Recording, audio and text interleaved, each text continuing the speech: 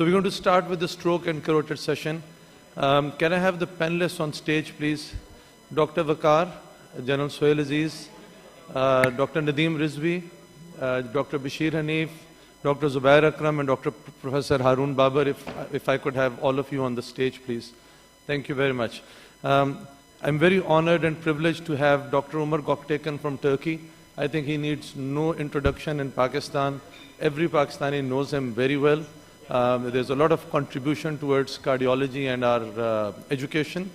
And I'm again very honored and delighted to have Dr. Adnan Siddiqui online with us. Adnan Siddiqui and Ansar Tariq, they are the two main people from USA who've supported our stroke program at Rawalpindi Institute of Cardiology, who trained me. They are my mentors.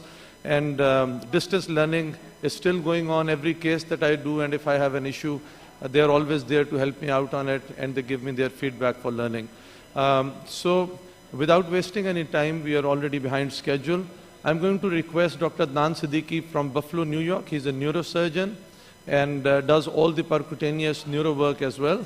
So I'm going to ask him to start with his first talk about indications for carotid intervention.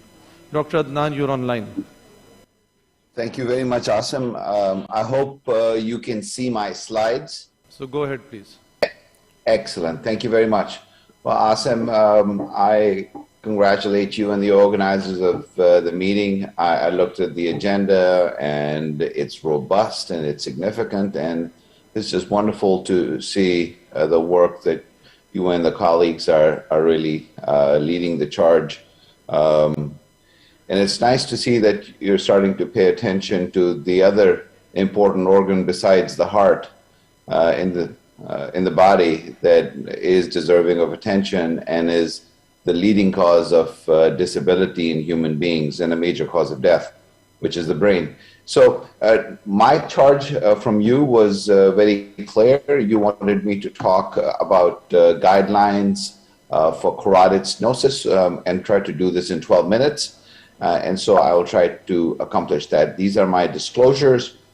So what is known about best current medical therapy, and this is old data from Keikos and group in 2005, so this is not very, very current, so PCSK9 agents are not included in this, etc. It appears that medical therapy can have up to a stroke risk of 6% for asymptomatic carotid disease. We are currently investigating that in trials. So this is sort of just a baseline without intervention. The landmark trials that have been done in this space started with the NACID and ECST trials, which were for symptomatic carotid stenosis, comparing endarterectomy. And the question that came out of that was, if the patient's going to live more than 2 years and the stenosis is greater than 50%, should do an endarterectomy. If endarterectomy is high risk, can do a carotid angioplasty and stenting, including the transcarotid percutaneous approach. And then for asymptomatic disease, the major consensus came from ACAS and ACST. In this particular instance, if you had asymptomatic greater than 60% and a 5-year survival, then you could go ahead and do an endarterectomy. And if endarterectomy was high risk, could do angioplasty and stenting through either a transfemoral, transradial, or direct carotid approach. We also realized that a variety of patients were high risk for carotid endarterectomy because of either physiological features, such as on the left, or surgical features, such as on the right. In these cases, it was considered angioplasty and stenting was a better option. This is from the major landmark Sapphire trial. So which one do you do? Well, you got to consider medical status, comorbidities, surgical considerations, angiographic characteristics, neurologic status, and then how you're going to get access. Initially, the carotid angioplasty and stenting head-to-head trials had quite a few negative results. We had a variety of different trials from both US and Europe, which were concerning, and this is early on. But what we realized in that learning curve was that experience was extremely important. 2/3 of the strokes occurred post-procedure, so the stent itself was important. About a fifth were contralateral, so access was important. And most times minor strokes got better. We also realized we'll continue to get better over time. So these are multiple trials where you can clearly see a decrease in death, stroke, and MI as you get farther along. So the biggest landmark trial in my conscience was the initial CREST trial, a head-to-head carotid endarterectomy versus angioplasty, symptomatic and asymptomatic patients, and a rigorous certification process so you knew people who had experience for doing this. And what this resulted in was that this was a very, very, very safe procedure.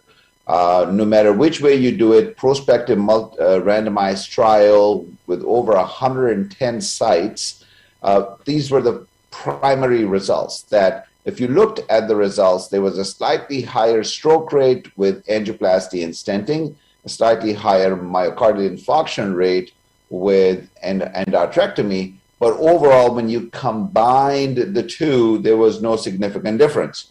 And when you looked at the differences in stroke, there was no difference in major stroke, only minor stroke was more common with angioplasty and stenting.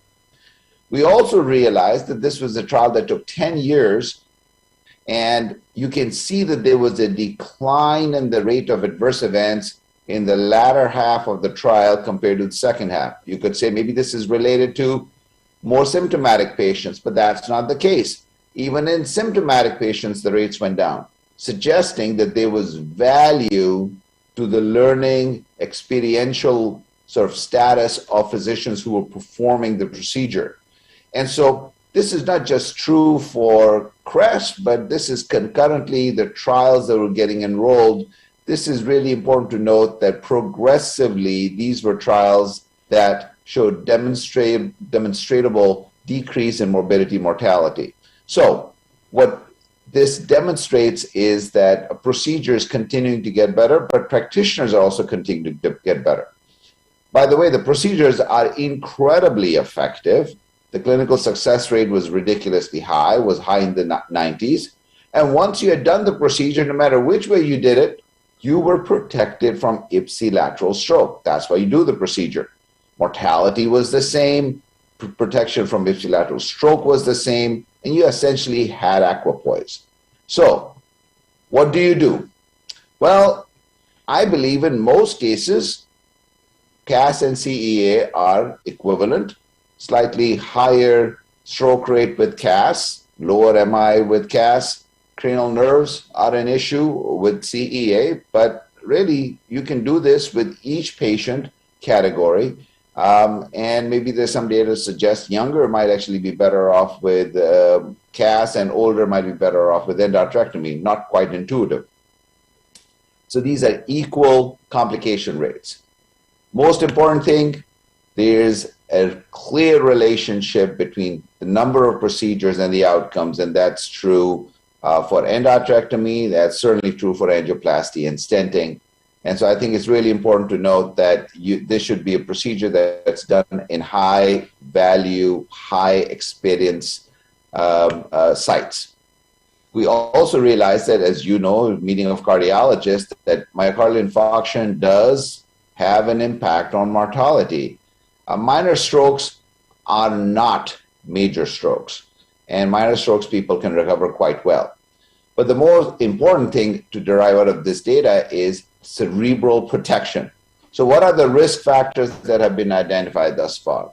If you have a symptomatic lesion, higher risk, elderly patients because of tortuosity, arch access, the lesion characteristics on ultrasound, the duration the filter is up there, if you pre-dilate without the filter, multiple stents, concentric calcium, all of these are important factors. So we created what we call the Buffalo Risk Assessment Scale, where the Buffalo is the place where I practice, and we really combine these to really create a predictive factor of who was at high risk and who was at lower risk.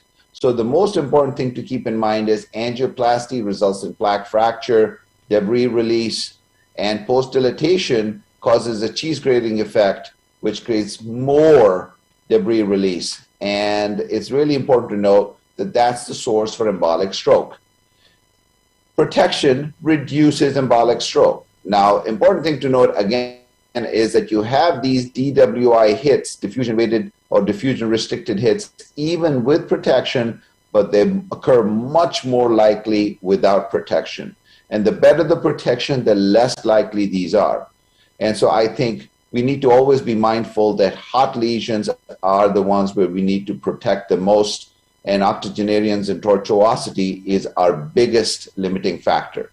So what do you do when you have these difficult lesions? You can do a direct transcarotid approach. So this is the TCAR study, which really demonstrated the lowest rates for stroke that have been reported to date. It does require an open approach at this point, but I'm sure that will get solved along with time. And the Roadster trial really demonstrated overall stroke rate of 1.4%, which was the lowest that has ever been reported for any particular trial. Now, we are starting to get pretty close to that with endovascular approaches.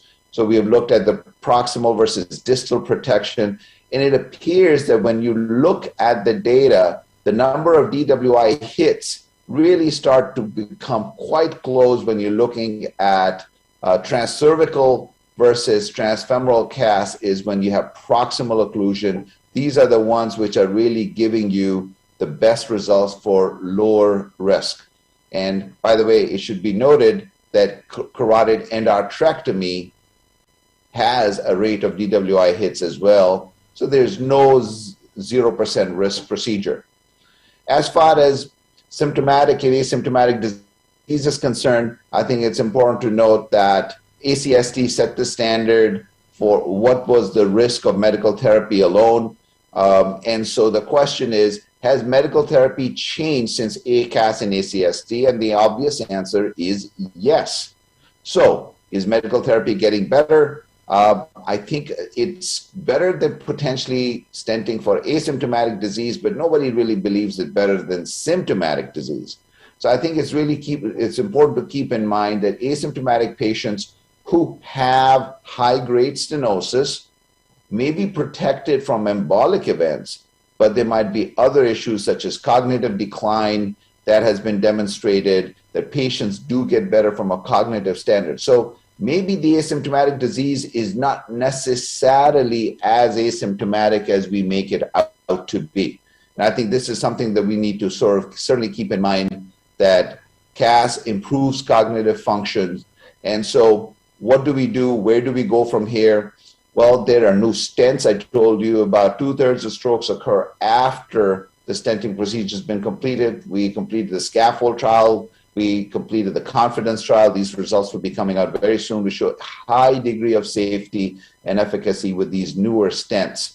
And then the trial that is going on right now, the second generation of CREST-2, which really compares advanced medical therapy in two arms, CAS plus medical therapy versus medical alone, and endarterectomy. So these are two separate trials, and I expect this will be completed in short order. And this really will demonstrate if there's truly interventional help. My concern is that a lot of higher risk asymptomatic patients still get treated outside the trial design, as unfortunately is always the case.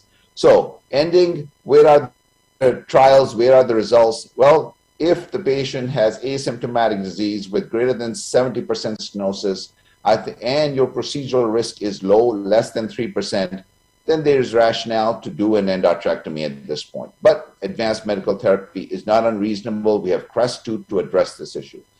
If, however, endarterectomy is high risk, angioplasty and stenting is a reasonable equivalent for this. And there's a nice table out of the European Journal of Vascular and Endovascular Surgery, which looks at this very nicely and again demonstrates that if the patient has symptomatic disease, then carotid endarterectomy plus medical therapy really is the best option. But if endarterectomy is high risk, angioplasty and stenting might be a reasonable option. On the other hand, if you have asymptomatic disease, and the life expectancy is not greater than 5 years, you're better off leaving on medical therapy alone. But again, if you have good life expectancy, it's not unreasonable for higher grade stenosis. And again, they measure 60%, but in practice, this number is truly closer to 80%. With that, I thank you very much for your attention, and I'll stop and take any questions. Thank you, Dr. Adnan. I think in the interest of time, and I know it's 4 in the morning for you and you have to catch a flight as well, so I will go straight to a live in a box case, and I've changed the sequence slightly. I'm going to bring in the stroke case first to take advantage of your presence before you leave, and then we'll move on to the stroke, to the carotid case later. So can we have the first live in a box case, please?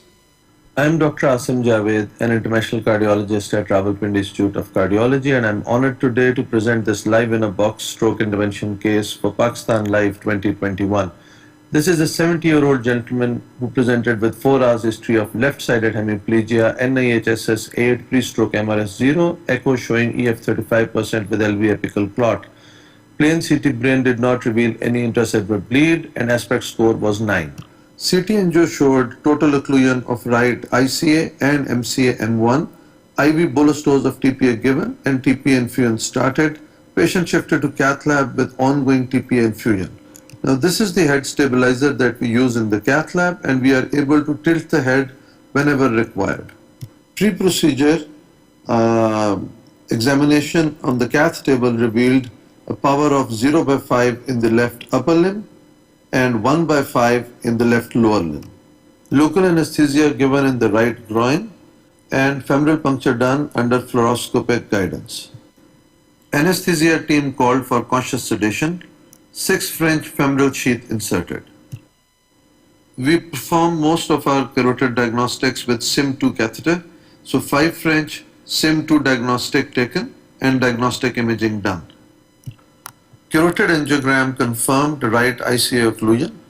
On RAO view, a small stump can be seen, but on the lateral view, it was difficult to judge the exact entry point of occlusion. 260 centimeter exchange wire taken and 6 French small femoral sheath exchanged for destination sheath 6 French 90 centimeter. At the time of this procedure, we were out of stock with the balloon tip guide catheter. Sophia plus 6 French with Rebar microcatheter and Trexus wire taken together as one unit through destination sheath. Sophia, destination sheath and Rebar microcatheter. All 3 were connected with Y connectors, and they were connected with flush lines. As continuous flush is going on throughout this procedure, there is no heparin or antiplatelet on board. Sophia advanced up to the tip of destination sheath. Trexus wire with the help of Rebar microcatheter failed to cross the site of occlusion. So which wire should be used next? So my feeling at this point would be If that I could have Dr. Umar Goktekan or Dr. Adnan Siddiqui give us their opinion as to how they would select their wire for such occlusions. So the first thing I try to do is exactly what you're trying to do here. Asim, can you hear me? Yeah, we can hear you. Yes. Is to go ahead and try to use a neurowire, but I don't take too long. You know, the neurowire is just easy, so I don't have to swap it if I'm going up to the head. And so I usually use a Spartacore. Spartacore is my favorite wire to cross the carotid. If, however, Spartacore fails, then I go to the gold tip Terumo wire. It's an 016 wire. It's a lot stiffer. And if that fails, then I go to use an 035 with an angle catheter. So get really aggressive. But you've already pointed out that when I'm doing this, I always have a balloon guide, which is occluding flow. So I'm not too nervous about doing whatever I need to get from one side to the other. But some degree of force and enthusiasm is required for these lesions. I can also see Dr. Osama Mansoor from Egypt. He's joined us. So welcome, Dr. Osama. I don't know if you joined us from the beginning of the case. So we've got a carotid occlusion first to deal with. So what would be your wire choice to go ahead? Thank you for your invitation, Asim. I think it's a very interesting case, and I would like to go beyond this step, and I would like to ask you if you have any evaluation regarding the cross flow from the other side, because sometimes we have a chronic occlusion, and the problem is beyond this part of this cervical segment. And the only thing that can spotlight about this is by injecting the other side and seeing that there is a cross flow or leptomeningeal collaterals. In this situation, the issue of the cervical part is somewhat less in the priority of the procedure. So regarding your question of the wire, which wire, I think I accept the argument from Adnan. I start in this situation with gold tip trauma wire, and if it is not passing after few trials, then I shift to the certified trauma wire. Yes, it's a somewhat invasive procedure, but at the same time, it's something like a diagnostic and a probing procedure if there is crossable lesion or not. Great, thank you. So can we have it back on, please? So we didn't have these wires available with us. So I think if Dr. Goktekin has those wires, it's different. Otherwise, we have to make a choice from the coronary wires that we have. So Dr. Umar, would you like to make a comment? Yes, Asim. In our lab, in this case, I would try shortly filler FC if there is soft, traumatic lesion, at least at the center of the narrowing. The first filler FC. The second, I would choose 0014 pilot 50. This is rather stiffer wire, as you know. This is 3 gram. And if I failed, then next I like to use Gladius 018 MP, which is, I think, would work in this scenario. I don't have any experience with 035, but obviously I think also we could choose that according to our colleague's suggestion. Great. So can we play the case, please? My next choice was a Fielder XT wire, but even Fielder XT wire could not cross the site of occlusion. So if you look at the injection again, so this contrast injection clearly shows that the proximal cap at the site of occlusion is really ambiguous. So my next choice was a Pilot 200 wire, and with the help of Rebar microcatheter, I finally succeeded in crossing the site of occlusion. So now the next question for me was, am I really in the true lumen, or is the wire in the false lumen? So I advanced the Rebar microcatheter distally into the internal carotid artery, removed my Pilot 200 wire, and then took a 3 ml lower lock syringe with contrast, looked for back bleed, and once I confirmed that there was back bleed, then I took a careful injection with the 3 ml syringe, and that confirmed that I was in the true lumen. I then exchanged the Pilot 200 wire with the Trexus wire. I used 60 ml lower lock syringe with 20 ml plunger and a 3-way stopcock to create suction on Sophia Plus. I attempted to take Sophia Plus into internal carotid artery with ongoing suction on top of the Rebar and wire which were across into the ICA, but Sophia could not cross the site of occlusion, and as you would see now on the angiogram that it's taking a bend and is unable to cross. So then the next plan was I removed the microcatheter Rebar that was in, and through Sophia on the wire I took a 315 emerge balloon, but it could not exit Sophia Plus because Sophia Plus Y connector were 140 centimeter and the emerge balloon itself was also 140 centimeter. So the next plan was I removed the balloon, I removed the Y connector, and on top of the wire I just took the balloon alone in without the Y connector, and then I was able to take the balloon across and inflate the balloon at the site of occlusion. So what should we do next? So that's the next question now. So would you like to deal with the carotid at this point, or would you like to first get access to the cerebral circulation and deal with the cerebral first? So Dr. Osama, what would you suggest?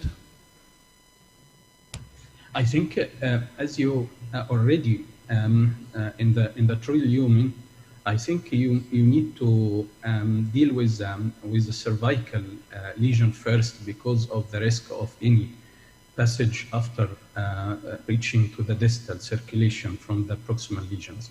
So from my experience, I would go to clean the proximal segment clearly, and at the same time I can toss a Trevo or something like a preset stent retrieval to the distal circulation, acting as protection and at the same time opening the distal lesion and dealing with the proximal lesion until I clear everything in the proximal lesion and then go to the distal lesion. So if I've got you correctly, you would deal with the carotid first, and then you will go up and deal with the cerebral circulation. Is that right? Yes. Okay. So Dr. Adnan, what would you suggest?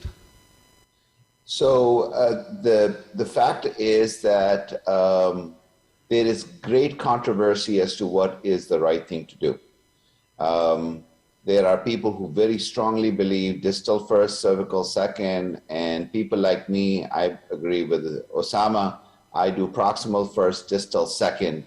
I believe there's no data to support one versus the other. The initial data suggests both. As long as you end up opening both, you're good. I think there's even more controversy as to whether you should stent or not stent, like just going distal aspirating or stent retrieving and just plasting the proximal and leaving the proximal alone. I find that a little bit more dubious, but there's no data to advise against that either. My feeling is this is the worst case scenario of a symptomatic carotid. You know, you have an occlusion. So why treat it differently than what you would do for any other symptomatic carotid? Address the proximal lesion, address the flow issue, constrain the plaque, and provide a nice big conduit for the big boy catheters that you're going to use to go get up into the brain, to aspirate the clot, or use a stent retriever. So I completely agree with Osama. Deal with the proximal first, establish that, and then go through it. Great. And with that, I'm going to leave to Asim. I have to catch my flight. Thank you. Thank you very much for joining us, Dr. Adnan. Thank you. Asim, I have a question. Just like, if you think this was like happened acutely and it was acute lesion, why you had so much difficulty in crossing this? So it's basically acute on chronic lesion. So that's what we expect, because if it was purely acute, my Sophia would have easily slided across. Yeah, exactly. But it didn't slide. It behaved like a proper stenotic lesion there, and that's why we had to balloon to make a way for the hardware to go up. So it's basically acute on chronic. It's not purely acute. Yeah, and if you've got to realize that there's an underlying atheroma, and that can be tricky like any atheroma. It's like dealing with a CTO. So you've got to negotiate yourself through it, hopefully not go through a atheroma. You've got to be gentle. But I thought, these can be very tricky, these atheromas, they can be very bendy. So one has to be patient and try and, use a softer wire. You had to go naturally. You tried your best. You had enough experience with them. But you got to try and find your way rather than pushing away. So here, time is of essence.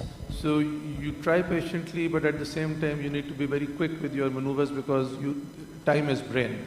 So my approach was slightly different to Dr. Osama's and Dr. Adnan's. My concern was I need to gain access into the internal carotid, and if once I'm there, I need to open the cerebral circulation first, and on the way out, I can deal with the carotid. Awesome. I have no rush to deal with that. Dr. Omar, you want to say Awesome. One question from here. Yes, Dr. Just my query. Like the clot was there in the carotids, and the distally it's also occluded. So if you are putting a stent or opening the proximal lesion, most of the debris will go again into the distal circulation, which is already not apparent. And will it not be more harmful and it will close more? The main concern here is, the whole thing is clotted and closed. So the whole carotid is closed, cerebral circulation is closed. So we are not much concerned that there's going to be more embolization up there. The concern that Osama and Adnan Siddiqui were referring to was that to gain access into that carotid at times becomes difficult. So they would deal with the carotid first, sort out their entry issue, and once they have the access, then they will deal with the cerebral. So my approach was slightly different. I preferred to gain access into the carotid first, have my guider go up, sit there, and then I'm comfortable opening the cerebral circulation, and on the way back, I can deal with the carotid. So basically you can do it either way. You just need to be quick. So I think we'll go on with the case, please. Can you play the case? I decided to deal with MCF first, and over the deflating balloon, I pushed Sophia Plus into the ICA and then advanced my wire, advanced Sophia deep into the internal carotid artery, and on top of this Sophia, then I was able to push my 6 French destination sheath into the internal carotid artery and park it distally so that I don't lose my carotid access again. Next, I prepared Sophia Plus for aspiration by putting the same 60 ml syringe with 20 ml plunger and a 3-way stopcock. Then I advanced my wire, which has a loop at the distal end, into the MCA. And once it was there, then on top of the microcatheter, I advanced my Sophia into MCA M1. And at that time, I also put my aspiration system on the 6 French destination sheath so that I don't lose any clot in the destination sheath. Now this is just to explain to you the setup. So 6 French destination sheath connected to a Y connector, which is again connected to a flush line, which is continuously flushing. Then I've got a Sophia Plus in, which again has a Y connector and a second flush line, again has a continuous flush going on. Then I have a Rebar microcatheter, which is again connected to a flush line through a Y connector. Through this I can take a stent retriever in if I want to, but in this case I'm just going to do adapt, which is aspiration only first. So these are the 2 aspiration systems that are connected. One is connected to the Sophia Plus, the other one is connected to destination sheath. So this is the UL system that you use in this procedure. So Sophia pulled out with ongoing suction, and good sized clots were taken out when we flushed Sophia, and we also aspirated the destination sheath so that we could take a contrast injection from there. So these are the clots that were taken out or removed from Sophia. So we were hopeful that we would have a good flow in cerebral circulation. So contrast injection from the 6 French destination sheath confirmed that we had good flow in the cerebral circulation with some spasm or ICAD seen in MCA M1 territory, and some slow flow seen in the carotids, which I thought was due to the spasm. So we rewired internal carotid artery with Trexus so that we don't lose the access, and then we pulled our destination sheath into the common carotid, and then this is what the injection revealed. So there is a tight stenosis here. So what to do next? Okay, so that's where we are now. So can we see the slide, please? I've got questions on that. I just need to see the slide. And yep. So the first thing is, would you recommend going for direct stenting, ballooning and stenting, or would you like to use an embolic protection device here and then deal with the POBA or stenting, because now you've got your cerebral circulation that's open now. So Sam or Dr. Umar, would you like to take that question? Yes, Adnan. In here, first of all, very nice job, excellent results. I am very happy with the technical result. Very good job. So for the carotid, I like to use here definitely embolic device, and since I have a wire in place, I like to use spider, and I like to do pre-dilatation with good size balloon and stenting, and no post-dilatation after stenting. We don't want to do post-dilatation after stent. So good dilatation, pre-stent, stenting, and see the result. So you want to use a spider FX filter on top of this wire. Dr. Sama, what would be your approach?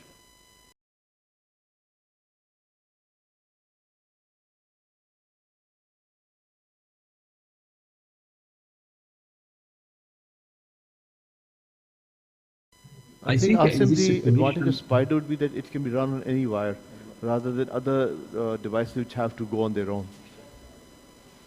Yes, I think taking into the consideration that the patient presented in the first few hours and received the intravenous TPE, the risk of hemorrhagic transformation is high. And also when I look at this cervical lesion, I see it's not a clear lesion, it's harboring some clots. So my point of view is that in this situation, I will, in my practice, I go with the stent retrieval and deploy it into the middle cerebral artery, the lesion in the distal circulation, and then I use this wire of the stent retrieval to pass a balloon and make angioplasty under the protection of the stent retrieval in the distal circulation. And I wait and see for a few minutes if the result is acceptable and there is no collapse of the lesion. And of course, I don't have the problem that if there is some distal migration because of the already deployed stent retrieval in the distal circulation. And if everything is okay with just balloon dilatation, I reschedule this patient for elective stenting. But if I have a problem in the lesion, for example, recollapsing of the lesion and there is no satisfactory result with the balloon angioplasty, because this is the problem of the stroke etiology. So at this point, I obliged to put stent, and at the same time, I give the patient agrestat for this only stent. And after the procedure, I load with double antiplatelet in the ICU. Wonderful. So, Asim, sorry, just a quick question. No, the thing is that if the distal circulation was already occluded, wouldn't it have been better to stent even if there is some distal embolization before carotid stenting before doing the distal circulation, because whatever is going to be, let's see, embolized, it's not going to go any further because it's already occluded. And then later on, when you do whatever Solumbra or the stent retrieval, you will be able to get everything back. So I think it's a difference of both approaches, but both approaches are fine, have their own advantages and disadvantages. The other point that Osama was mentioning is that once you finish the opening up of the cerebral circulation, you need to see if the disease in the carotid is flow limiting or not. If after balloon angioplasty it's not a flow limiting disease, you postpone it for 48 hours later stenting to be done. Because you want to avoid antiplatelets. At that time, patient has received alteplase, so there's a high risk of patient having a bleed. But if you don't have a choice and there's a flow limiting disease in the carotid, then you have to deal with it and you have to stent that. Can we see the slide again, please? So my concern was that cerebral circulation is patent and I didn't want any more distal embolization from the carotids. Unfortunately, I didn't have a cello guide at that time. I wasn't using it, a balloon tip guide, so no proximal protection. I didn't have a Spider FX Vetronic filter, which I could have taken on my Traxxas wire, which was 100% sure into the true lumen. I had to use a NAV6. So I took a NAV6, and while I was going to take it up, the next injection showed that the carotid by now was again 100% occluded, and it was slightly challenging to take NAV6 up. I was able to take it up, but I had my Traxxas wire in place. So I deployed this NAV6 into the straighter cervical segment of the internal carotid artery, and now I was ready for ballooning.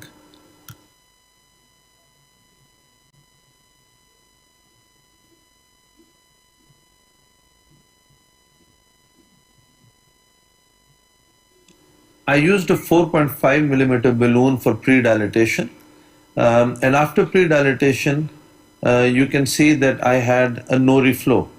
So why did I get a no reflow? What's the reason for that? Is it distal embolization that's taken place? Is the filter full of clots? Or have I deployed the filter in a false lumen and all pre-dilatation has been done in false lumen? So what should I do next? Okay, can we pause that, please? So So that's the situation now. We've got a no-flow like situation after ballooning. So what should be the next step now? So if Dr. Omar, you could guide us on that. Right. There could be, clots in the filter. That could be a reason for why we don't have distal flow. And I guess I would do stent at this stage to see after stenting, because obviously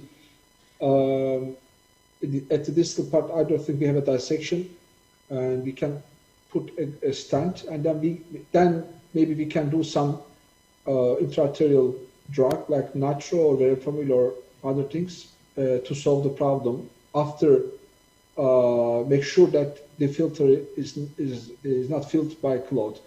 But also I like to comment Usama's opinion to use stent retriever as a distal protection. In my opinion, these devices can trap thrombus, but I don't think they could trap small atheromous plaque. So I like to use distal filter in this case in any way. These filters have very soft wire, so They can't hear you. these filters are very soft wire, so they're very unlikely to find themselves a false lumen. What about aspiration? Does that? Would you think that would help? That's what we're going to do now.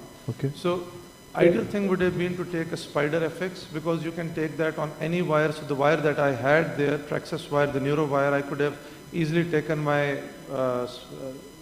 spider FX on that, and the question of being in the false lumen or true lumen would not have risen. But since we didn't have that on the shelf, so we've used a NAV6. So let's see what next we do. Play that, please. I used a coronary thrombustor over the NAV6 wire for aspiration from the filter, but was unable to take it beyond the proximal marker of the filter.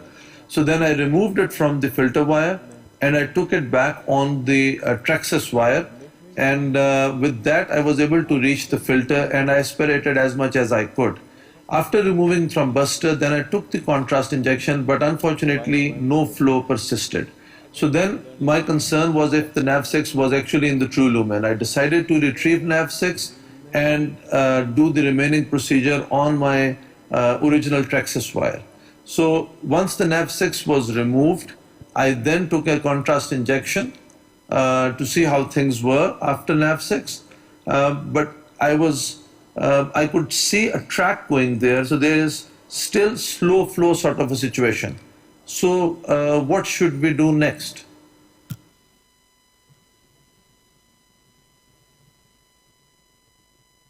I will, in the interest of time, I will let it run and we'll see what we did.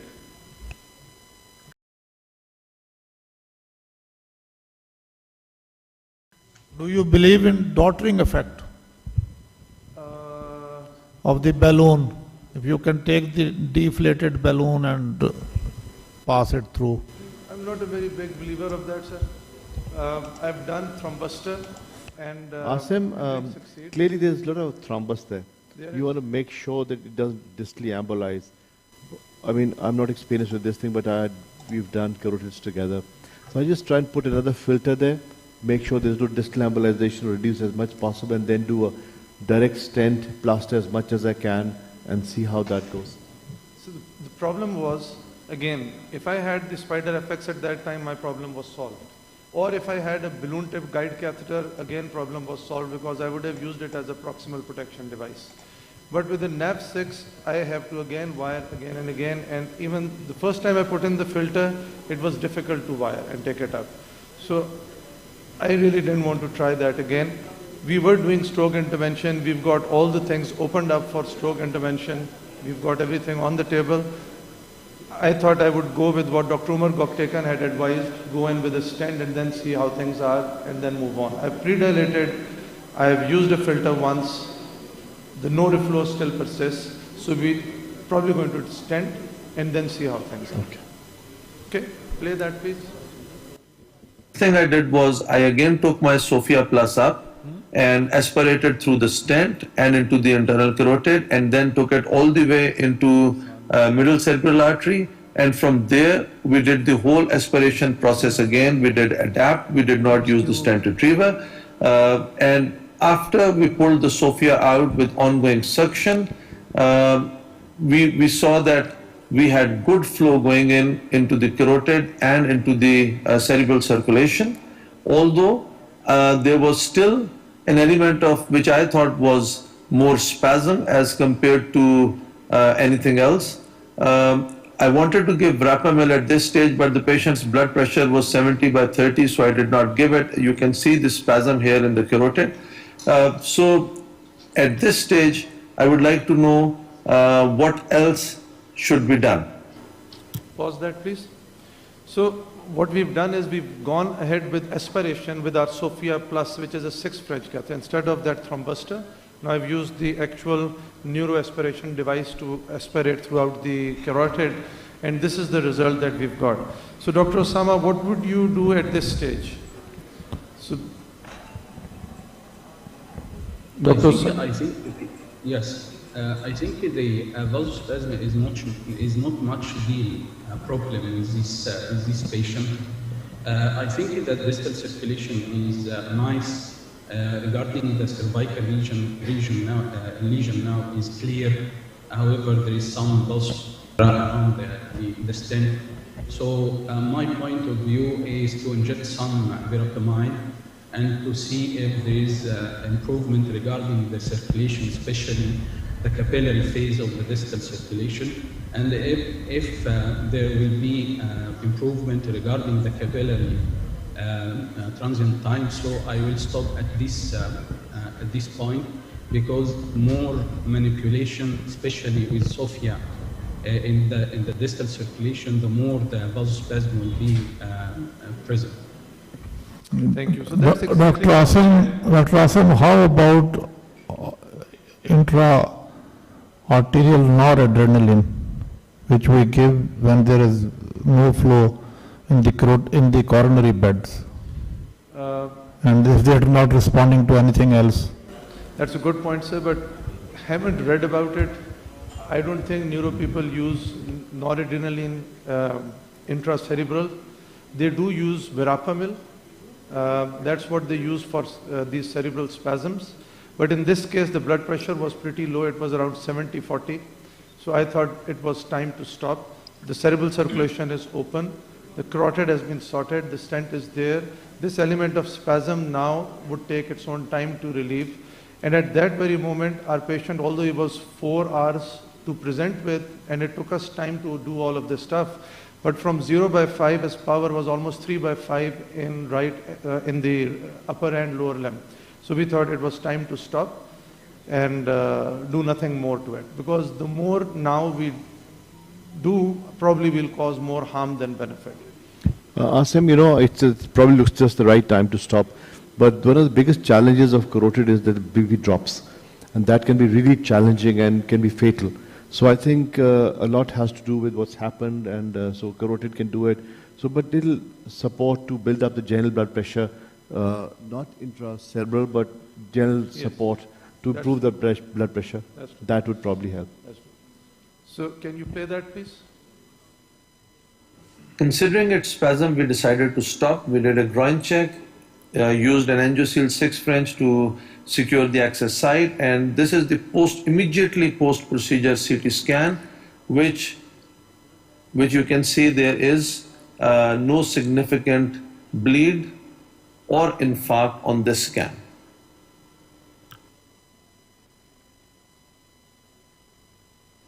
Just to show the use of stent retriever, I'll go over this case in 2 minutes. This is a 83-year-old gentleman with pre-stroke MRS and came in with 2 hours history of loss of consciousness.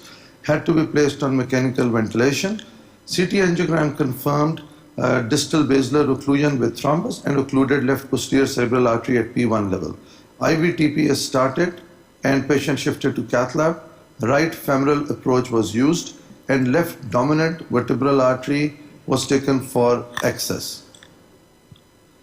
Cerebral angiogram done in deep epicranial or Townes view and lateral LO90 view. And if you look at the still images, just to clarify things, you can see that there is a thrombus sitting right at the distal basilar. There is a missing left posterior cerebral artery. And so this was our target.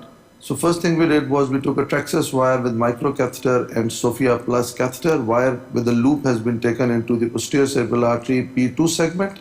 And then the microcatheter is now being advanced into the P2.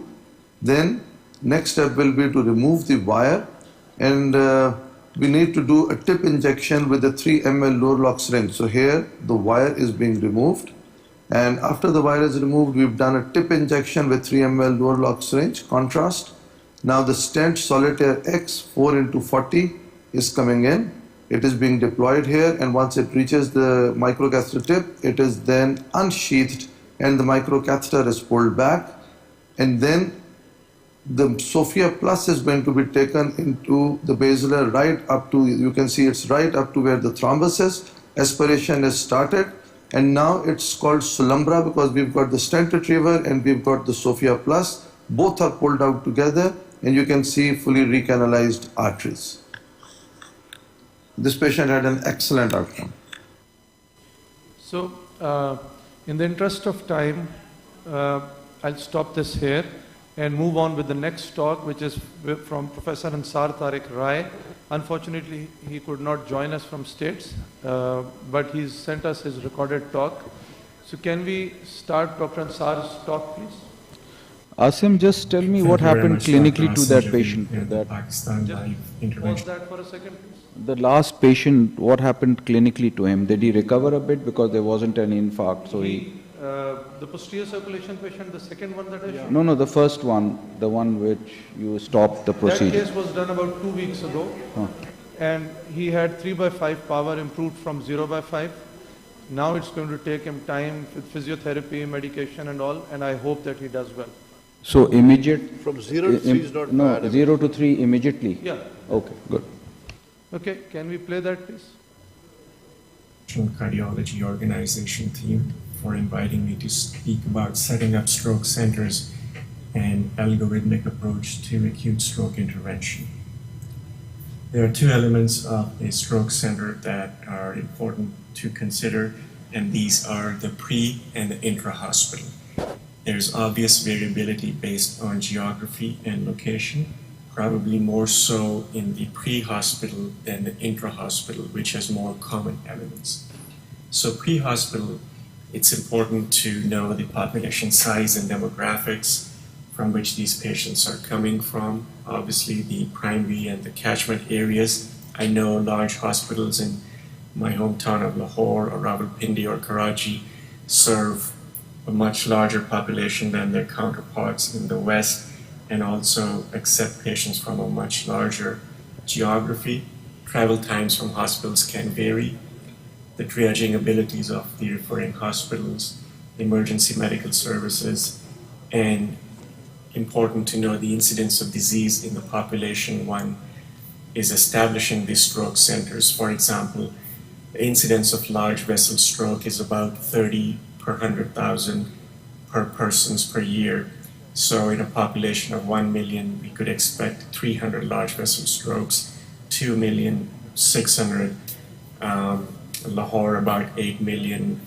We can expect more than 2,500 large vessel strokes. So these are important variables in determining how to set up these services and what resources to use. Internally, bed size is important because that correlates with the level of acuity. Larger bed hospitals are generally more capable of handling more complex patients. Emergency room staffing and resources assessment is important. Imaging capabilities, certainly cath lab and interventional capabilities, and ICU care is critical because post-op stroke management requires close neurological monitoring and control of basic vital signs such as blood pressure, etc. Important to have these clearly identified and defined. After-hour staffing is important, but I think what is most important is an institutional commitment. And again, I congratulate RIC for spearheading a treatment of acute stroke in Pakistan. and establishing these courses and now making it part of the cardiology conferences. There is literature that demonstrates that improving processes improves outcomes. And this audience is obviously very familiar with setting up acute services because US cardiologists have actually taught us the value of door-to-balloon time, so the value of streamlining care. And as in coronary interventions, the further out we are from onset of acute ischemic stroke symptoms, the worse the outcomes. After 8 hours or so, this shows that the benefit diminishes and the difference between endovascular and medical management alone also starts to converge. It doesn't mean that we don't treat patients after 8 hours or wake-up strokes or unknown strokes. It's just that we are more aware of the prognostic implications and we may be more selective in our patient that we take to the cath lab for treatment. Skip that. So in terms of setting up stroke centers, the pre-hospital component is obviously emergency medical services. Ideally, if an incoming ambulance can alert the emergency room, which I know is probably very tough, certainly in Lahore, but that helps. Once the patient is in the emergency room, it is important to have clear pathways of patient transfer for imaging back to the emergency room, to the cath lab and the ICU, and to monitor these times for quality improvement and process change. Imaging is important that it's done expeditiously and disseminated for viewing simultaneously. So this is an example of an algorithm that we have set up. It doesn't mean that every hospital has to follow the same pathway. This is just an example based on our resources. Time zero is once the patient is in the emergency room and includes all these neurological examinations and any laboratory workup. Time one is imaging, live review of imaging, exclude hemorrhage, administer TPA, for example, calculate the aspects. And then this is a busy slide here, but it defines the role of everyone involved in taking that patient from the emergency room to the cath lab and the ICU. And this helps prevent confusion, especially after hours, because people know the task that they are supposed to be doing. We also looked at how the workflow happens once the patient is in the room where everyone stands, and we define tasks for what everyone should be doing because, again, this improves efficiency, reduces confusion. In a comprehensive stroke center, we have to have capabilities of doing these simultaneously 24/7. It is a good practice to have a backup plan because if you're doing this in a coronary setup and you're faced with a heavy acute STEMI primary PCI burden, then important to have mechanisms in place that the stroke care doesn't affect the acute coronary care or vice versa. Having these pathways reduced our door-to-needle time, this is from 4 or 5 years ago, to 90 minutes. This includes after hours and weekends 24/7. The time is much shorter. During working hours, it's below 1 hour, but we have to make sure we are able to provide this 24/7. This is an example of how these processes are established. This is a camera inside the room. These are easily available these days, and they help monitor where everyone is standing. So the interventionist is back here, the techs are prepping the table, the nursing or the anesthesia staff are moving the patient, and everyone does what they're supposed to do simultaneously. In terms of an algorithmic approach, patient selection for endovascular therapy is important to a large extent. And if we are not selective in our treatment, we will certainly treat a lot of patients, but our outcomes will be on the lower end of the spectrum, as opposed to being very selective and having better outcomes, but treating less patients. In reality, the spectrum of care lies somewhere in between. And that is where an algorithmic approach may be important. That includes clinical and imaging parameters as listed here. For imaging, most important is assessment of salvageable brain, and clinical assessment includes stroke severity, age, functional status, and chronic diseases, and all of these play a role in determining patient outcomes. All the clinical trials that were done, randomized controlled trials that showed benefit of endovascular therapy, used some combination of age, functional clinical status, and imaging. I'm not going to go through the list, and these slides will be available to anyone if they're interested. Couple of important things about the clinical aspect. There are some very simplified scores that have been validated in large trials that have a bearing on prognosis. And so, for example, the THRIVE score just uses stroke severity as NIH stroke scale, age, and chronic diseases. And the THRIVE score of 3 to 5 has lower outcomes, about 40 to 50% versus 60 to 70% after stroke intervention than a much poor score. Similarly, this Hyatt score was established. It's different because it also includes aspects which is based on imaging. Any score of 5 is correlated with much worse clinical outcomes. These have been studied in meta-analysis, and all these scores have very good sensitivity, specificity for predicting outcomes.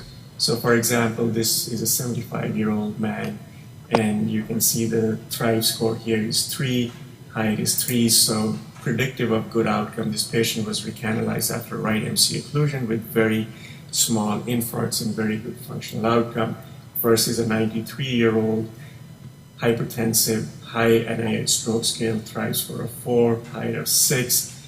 Imaging was not that great. The patient was successfully recanalized for a left MCA, but went on to develop a large infarct with poor outcome. Similarly, 83-year-old NIH stroke scale of 25, multiple comorbidities. You can see the THRIVE score here is 9. The Hyatt score is also 9 because of the severe comorbidities. And this patient has a large core infarct, left MC occlusion, which was successfully recanalized, went on to develop a large infarct with hemorrhagic conversion. Another 85-year-old with diabetes, hypertension, and I'm showing these examples of the clinical value combining with imaging. This patient has some core infarct, was successfully recanalized, and there is a stroke involving the right side of the brain despite recanalization. On the other hand, this is a young patient, 29-year-old, NIH stroke scale of 16, and even though this is an unknown stroke, patient had a large IC occlusion, was successfully recanalized with excellent outcomes, and here obviously the clinical value is much in favor of treating the patient prognostically with good indicators. Similarly, it's 63-year-old, NIH stroke scale of 16, patient received IVTPA, had a right MC occlusion, which was successfully recanalized. There are other factors in terms of patient selection, social and premorbid factors, certainly atrial fibrillation, hyperglycemia, and we use a checklist that includes serum glucose, WBC count, neutrophil lymphocyte ratio, level of independence, level of family support. These are important predictors. There are some things which we haven't covered, but these are big topics on their own. I will tell you that we are undergoing a trial that includes inclusion of patients with low aspects and certainly low NIH stroke scale. So in conclusion, in terms of setting up stroke centers, it's important to assess resources. Majority of patients will rule in for endovascular therapy. We give the benefit of doubt with the patient. Elderly and those with comorbidities require extra thought, and current and future trials will certainly expand the scope of endovascular therapy. And with that, I thank you again for this invitation and wish you all the best in terms of treating acute stroke in Pakistan. Okay, so I thank Professor Ansar for his talk. Since this session started 15 minutes late, so in the interest of time, I'll skip the question answer part and we'll move on with the next live in a box case of carotid intervention. So can you play the live in a box case, please?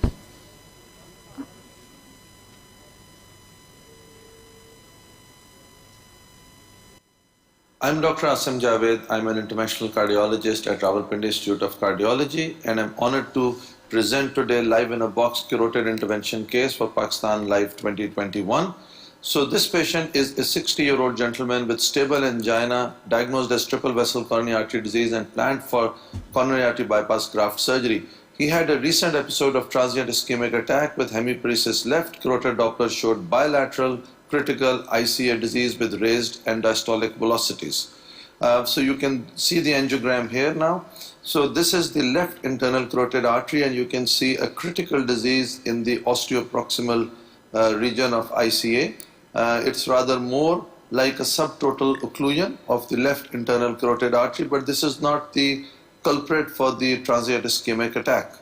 So now going to see the right internal carotid artery, and you can see that there is a carotid web at the origin of the right internal carotid artery, and just after that you can see a critical stenosis there. So if I show you the still images, that would be easier to see. So you can see the left internal carotid artery almost subtotal occlusion, right internal carotid. In LEO90 clearly the carotid web can be seen, and on the REO20 you can see a critical disease just after the carotid web. So this case raises a few interesting discussion points. Let's go over them one by one. Can you pause that, please? So I think this is a scenario that cardiologists need to deal with. This patient has stable angina, diagnosed as triple vessel coronary artery disease, planned for CABG. He has an episode of TIA and found to have bilateral carotid disease. The culprit one probably is the right carotid, but the more critical one is the left carotid, which is almost subtotal. So the questions would be stenting versus endarterectomy, which carotid first, the right, which is likely the culprit, or the left, which is more severe.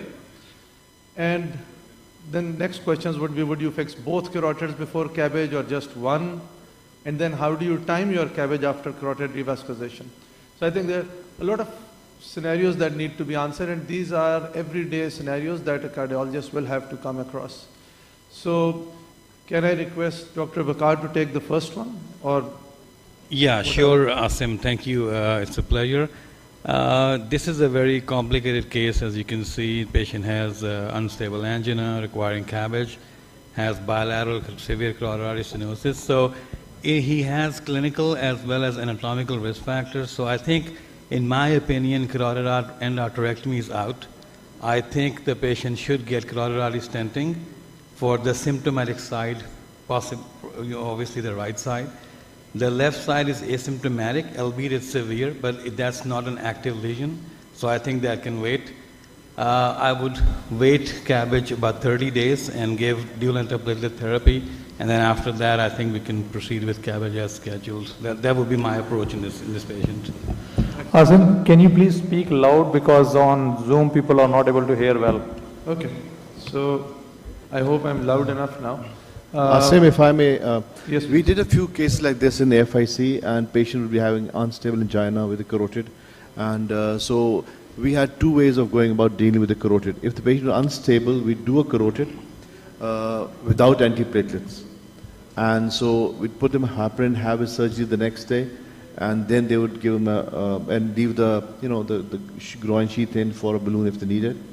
And then when they start getting off it, then they were given antiplatelets afterwards. But if we did stenting first, patient stable, we put the stent in and give them a month for, we can take the antiplatelets off, and then they can have the bypass. But this guy has a two, bilateral, so that becomes a bit tricky.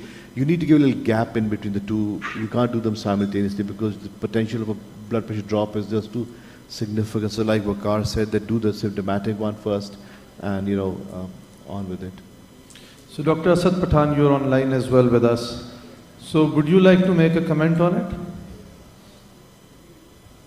I guess before saying, can you hear me? Before saying that endarterectomy is out of the question, I don't know what the coronary anatomy, and sounded like he's got stable angina.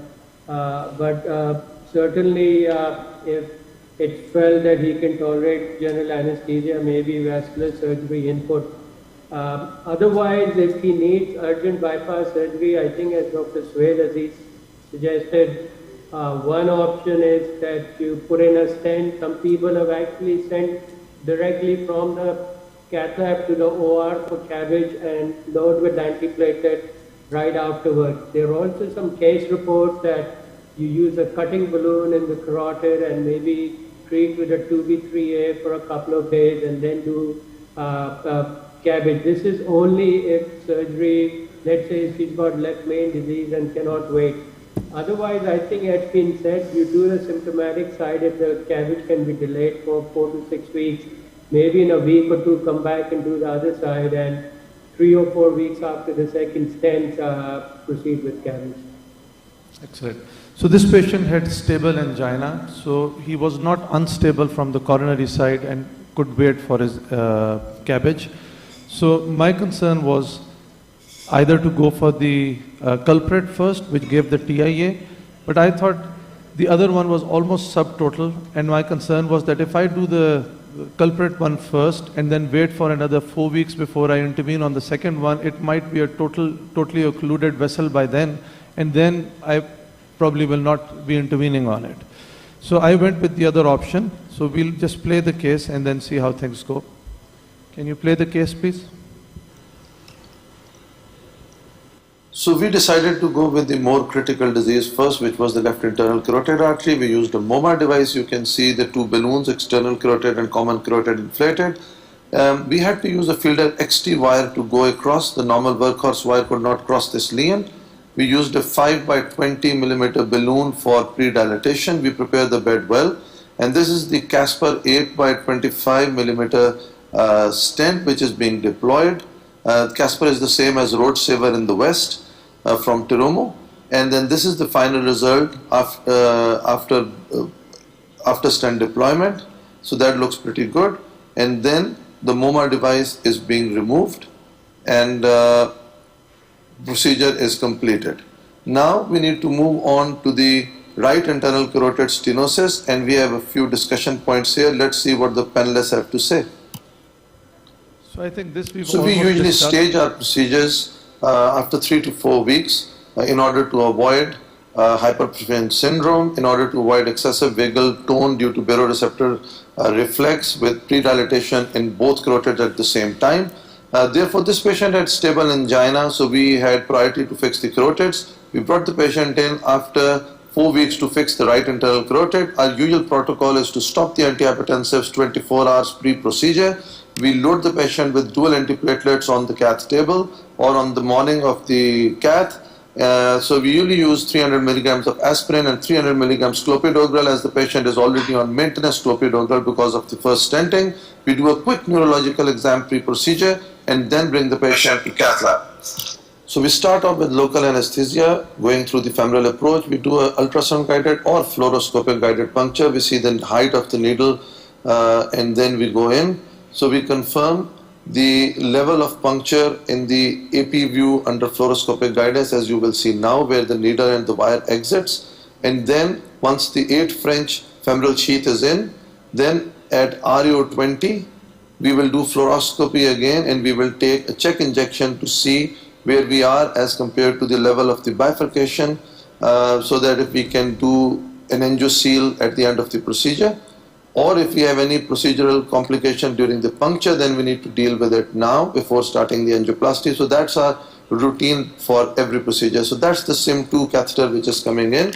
So we need to shape it up in the ascending aorta. So that we will do. We've got a 260 centimeter 035 exchange wire with this SIM2 going in. And now in the ascending aorta, you will see that we're going to push it up on the loop of the wire. And once it's shaped up, then we are going to remove this wire, attach a 10 ml contrast syringe, 70-30 contrast in it, and then we are going to engage the left internal carotid first to see the result of the previous stent.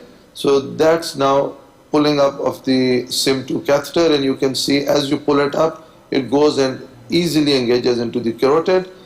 In order to bring it down, you need to push it. So this works more like an implant catheter in the coronary world. So once we've engaged the left internal carotid artery, we will take DSA for that.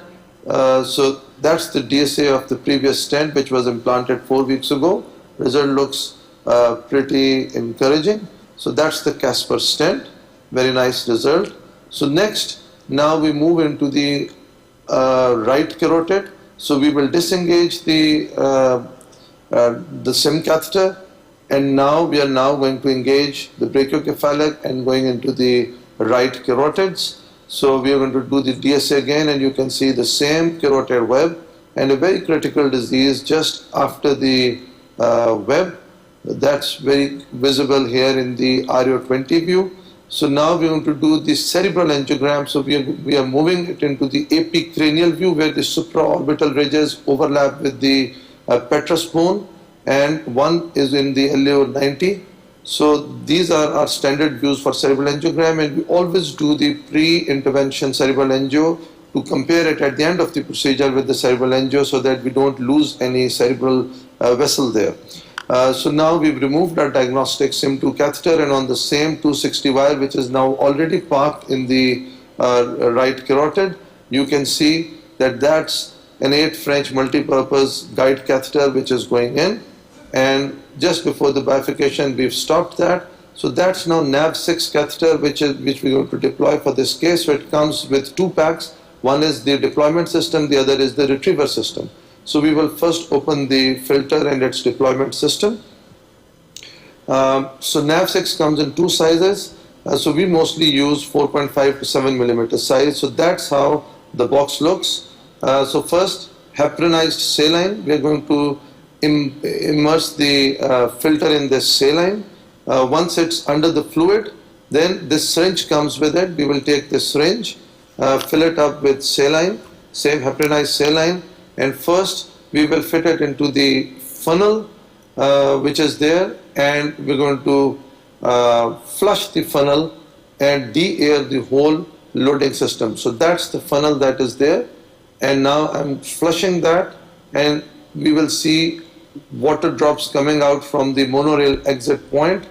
And once those water drops come out, then I'm going to, now I'm de-airing the filter by itself. Once that is done, I've lifted this torquer up. I'm going to tighten the torquer, and then I'm going to pull the whole filter into the loading system, and we keep pulling it till there is resistance, and the golden dot is right at the end of the black loading system. That means the filter is fully loaded and we are ready to go in. So you pull both the things together. So both wire and the loading system are being pulled together as one unit, and there is a peel away green sheath there visible in the box. We will take that peel away sheath as well, and now we will take it onto the table.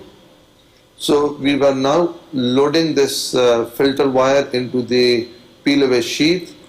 I'm going to shape the wire with the introducer. The shape is done according to the size of the common carotid, so that it's easier to go into the internal carotid artery.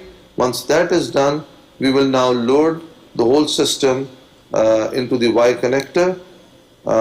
So that's what's being done right now. The loading is done.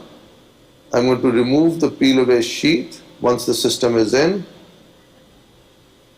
So both wire and the loading system is being taken together. We've given heparin to the patient. For these procedures with distal filters, we usually maintain our ACT around 250, and if it's a MOMA device, then we maintain the ACT around 300 seconds. So now the filter is in, and we need to now move the wire forward. So now I'm going to leave the filter loading device there, taken the torquer forward on the wire, and I'm going to now move, once the filter is just parked before the occlusion, I'm just moving the wire across with the torquer. So now the wire has gone in. It is in the cervical segment of the internal carotid artery, and I've now moved the filter up, the loading system up. Once the loading system is up, just in the stratus segment, distal part of the stratus segment of the cervical segment, before the petrous bone, that's where we want to park our filter. So this is a 4.5 to 7 millimeter filter. So once it's in place, we will remove this red clip. Now I'm going to keep the left hand fixed, that is holding the black part, and the right hand will pull this white part back, and you will see the filter opening up. So you can now see the filter is nicely opened up, holding the wire and the filter in place. I am removing the deployment system. Now is the time that my nurse is giving 1 milligrams of atropine. So because once we do the pre-dilatation, the baroreceptors will cause a vagal reflex, and there will be bradycardia and hypotension. That's why we stop the antihypertensives 24 hours before the procedure. So the blood pressure is usually high at this time, and with baroreceptor reflex, it won't go very low. And with this atropine setting in, the chances of having significant bradycardia and asystole are also lowered. So now I'm taking the balloon in. I mostly use 4.5 or a 520 millimeter balloon at this time. I didn't have a 20 millimeter balloon on the shelf, so I've used a 5 by 8 millimeter balloon right where the disease is. So where the significant stenosis is, that's where we've done the balloon pre-dilatation. But before pre-dilatation, one thing we always ensure is that once the filter is opened up, we take contrast injection to see that the filter is well opposed to the internal carotid wall. Now this is the Casper stent 8 by 25 millimeter. We've removed the loading wire. That's the stent being removed. And now we are going to de-air the whole stent delivery system. So with a 20 ml flush syringe, saline is being pushed, and you can see it coming out from the monorail exit point and from the end of the stent. Now we are going to load it on the 014 wire and take it at the site of delivery. What is important about Casper is it has got 3 markers, but you need to zoom and clearly see those 3 markers, which I would love to show you here. So the first marker is where the deployment system is. On the first left-hand screen you can see. Then the second dot is the end of the open cell design, which is the anchoring system, and then there is a small dot that you can see with the third red arrow. That's where the actual double mesh layer starts. It's very important to cover the whole plaque with this double mesh layer. So while with your stent placement, you need to be careful that it's the innermost marker which needs to be placed where you want it to be. So after placement of the stent, that's what we're doing. You can clearly see the 3 markers in line on the distal end. So with the most proximal marker, once we are happy with the position, we are going to loosen our O-ring. Keeping the right hand fixed, I'm going to pull the left hand backwards, and the stent will start unsheathing. And once up to 50% you can still retrieve. So once we've opened this much, I'm going to take a contrast injection to see that the stent is being placed well. Yes, and the whole double mesh layer is actually covering the plaque and the web. So looks like in a good position. So I am happy with this position, and I'm going to now deploy the whole stent and open it up. Otherwise, up to 50%, you can still resheath, recapture, and reposition the stent. That is good about these newer closed cell design stents. So now if the stent is fully open, I'm removing the stent delivery system, and that's the contrast injection. You can clearly see very nice result, and the carotid web hanging outside the stent. Now once we are happy with the result, this is the retriever system. So it comes, there's a small plastic type syringe that is available with it. You fill it up with the heparinized saline. That's a torquer that comes with it. That is the retriever system, which we now need to de-air with this black syringe that has been provided to us. So that is now de-airing of the retriever system. So you can see the water bubbles coming out of the monorail exit point. We've loaded it onto the filter wire, and now be careful while taking it up through the stent that it doesn't get caught against the edge. Once it reaches the proximal marker of the filter, then you stop advancing it further and you actually pull the filter into it, and then you pull the whole device out with the wire, or you can leave the wire there and just bring the NAV6 filter out. So we had a very nice result.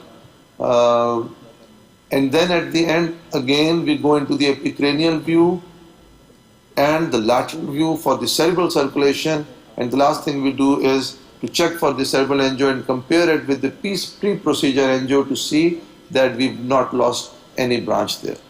Thank you very much. So we are behind schedule, so I apologize, I won't be able to take any questions on this.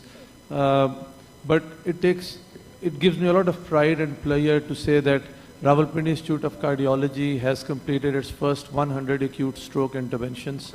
And I would like to ask the last question from Dr. Azhar Kiani and Dr. Nadeem Rizvi, if they could make a comment on what the society, Interventional Society plans to do about stroke intervention, how they look at it, and how they think they can support this program and move it forward and spread it all over the country. So if I can have comments from Dr. Azhar Kiani first, and then Dr. Nadeem Rizvi, please. Thank you, Dr. Asam. I think we started the program and we took the lead, and we were expecting that our colleagues, our friends from, especially from the public institutes, they would come forward and start the program in their centers. But so far the progress has been very, very slow.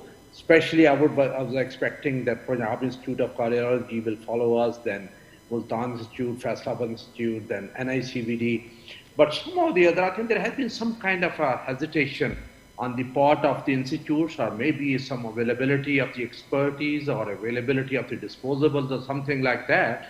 Now, since we have got a very dynamic president, Pakistan Society of new president, Pakistan Society of Interventional Cardiology, Nadeem, so I would request him to push it forward and then encourage our colleagues, and especially the head of the institutes, who should encourage their juniors to come up and then start this acute stroke intervention program, plus the carotid intervention at their centers, because I think most of our interventionalists, they are very, very comfortable with the skills, very comfortable with the equipment and the procedures and the kind of procedures, number of procedures they do and they perform. I think shouldn't be any problem from that. I think credit goes to you and your team. MashaAllah, you started it, and now you have completed 100 cases of acute stroke intervention over there.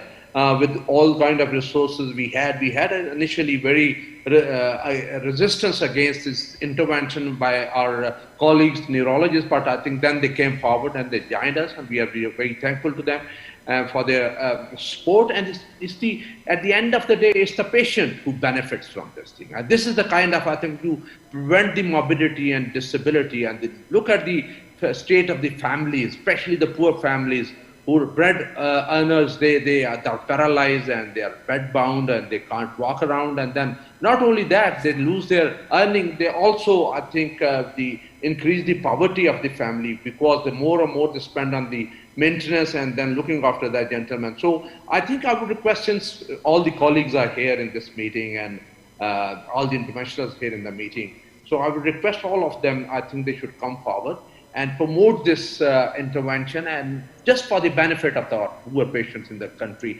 And you know their plight and you know their state, so we have to look after them. And I would request that I think there should be a special kind of a push from our side to start these programs, and especially in the public institute. I would request, I think, the Tawa Institute as well. I think they are doing a wonderful job. Both Asad Pathan and Bashir Hanif, mashallah, you're doing a wonderful job. They're working like as a public hospital. So I would request them if they can promote this intervention at their centers. Over to Nadeem Rizvi. Yes, thank you very much, General Kiani. I think this is first we have to recognize the problem. Asim, you are a very senior interventionalist and you're doing all these cases yourself.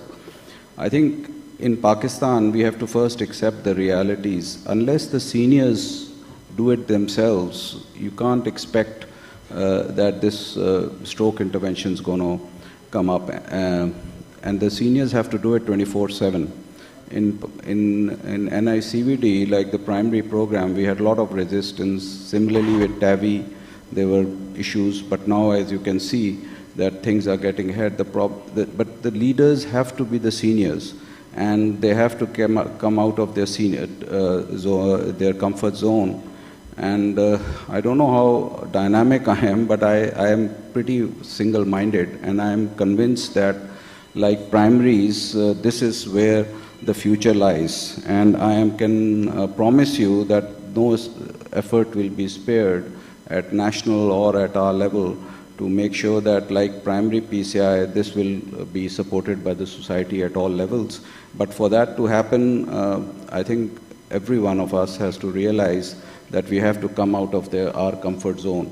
I mean, the problem is in Punjab, there is hardly any public sector except RIC maybe, or a couple of other institutions, maybe in KPK, who are doing 24/7 default primary angioplasty, let alone you're talking about strokes. So you get up at 3 o'clock at night without, and I think we have to, what I said in my little conversation with Dr. Faisal, that we have to be very clear that, I mean, we are not slaves. So you can't expect that a senior doctor who can easily do a elective procedure for a certain amount does get up at 3 o'clock at night, then 6 o'clock at night for pittance. So the financial aspects have to be taken care of as well. I think finance has to be taken care of, and we have to first accept that at a certain level as professor, and the leaders have to come in. So if the seniors have to do it, they can't do it for free. So they have to be paid accordingly. And I think these are the two issues. That first, we have to accept that we are ready to do it ourselves, not make excuses, and then just go ahead and let the society support you, and we will do that. So don't worry. I would thank Dr. Umar Goktekan and Dr. Osama for staying on with us. I would thank all the panelists, and we'll close this session and move on to the next one. Thank you very much.